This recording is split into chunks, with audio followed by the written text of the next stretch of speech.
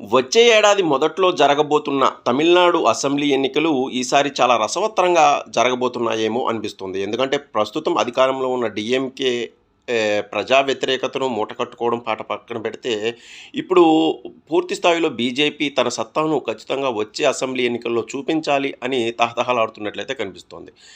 తమిళనాడు రాజకీయాలు ఎప్పుడు భిన్నంగా ఉంటాయి. ఎక్కువగా ద్రవిడ సిద్ధాంతానికి కట్టుబడి తమిళ రాజకీయాలు ఎప్పుడూ నడుస్తూ ఉంటాయి. ద్రవిడ సంస్కృతి, సంప్రదాయాలు, భాష, ప్రాంతం అనే అంశాల మధ్యన ఎక్కువగా తమిళ రాజకీయాలు తిరుగుతూ ఉంటాయి. మేము ద్రవిడులం, మాకు ద్రవిడిస్తాన్ కావాలి అనైతే ఒకప్పుడైతే పెద్ద ఉద్యమమే నడిచింది. మాకు ఒక ప్రత్యేక దేశం కావాలని కూడా అడిగిన సందర్భాలు కూడా ఉన్నాయి. అలాంటి ఉద్యమాలు కూడా జరిగాయి.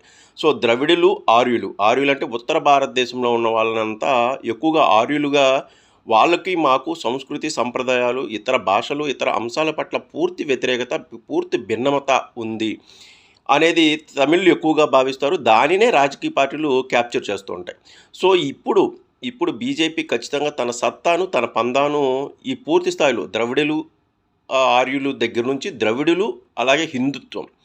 సో, టెంపుల్ స్టేట్ ఆఫ్ ఇండియాగా తమిళనాడుని పిలుస్తారు. ఇక్కడ ఉన్నన్ని గొప్ప ఆలయాలు, గొప్ప సంస్కృతి, గొప్ప నేల, అలాగే ఎక్కువగా హిందూ మతానికి సంబంధించిన దేవతల్ని కొలవడం గానీ ఎక్కువ తమిళనాడులో. సో, దీనిని పూర్తి స్థాయిలో పట్టుకోవాలి ఈసారి. దీనికి సంబంధించి ఆర్యులు, ద్రవిడులుగా ఉన్న ఈ కన్సెషన్‌ని హిందువులు, ద్రవిడిస్తాన్ అనే యాంగిల్‌లో తీసుకురావాలి. మేము ద్రవిడ సంస్కృతిని గౌరవిస్తాం. అలాగే ద్రవిడ భాషల్ని చాలా ఉన్నతంగా ప్రేమిస్తాం. అలాగే వాళ్ళని గౌరవిస్తాం అని చెబుతూనే మనందరం హిందుత్వం అనే గొడుగులోకి రావాలి. హిందువులం మనం మొదట. ఈ ఈ ప్రాంతాల మధ్య కాకుండా ముందు మనం హిందువులుగా గుర్తింపబడాలి అనే అంశాన్నయితే వెలుగులోకి తీసుకురావాలి. దీనిని ప్రజల్లోకి చాలా వేగంగా తీసుకువెళ్ళాలి అనైతే బీజేపీ భావిస్తున్నట్లయితే తెలుస్తోంది.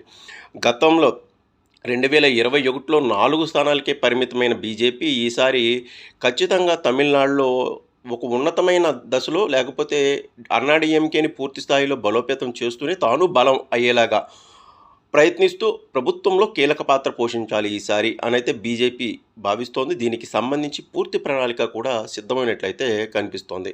సో, నేడు మదురైలో జరగనున్న మురుగన్ భక్తుల మహాసమ్మేళనంలో ఈ పూర్తి అంశాలు, దీనికి సంబంధించిన పూర్తిగా డీఎంకే పార్టీ యొక్క తీరుతెన్నులను అయితే ఖచ్చితంగా వెలుగులోకి తీసుకొచ్చి ఇదొక ఎన్నికల శంఖారావ సభగా తీర్చిదిద్దే అవకాశాలు కూడా స్పష్టంగా కనిపిస్తున్నాయి. సో, ఎప్పటికప్పుడు అప్డేట్స్ గురించి మన ఛానల్ని ఫాలో అవ్వండి. వీడియోని లైక్ చేసి మమ్మల్ని ప్రోత్సహించండి. Thank you.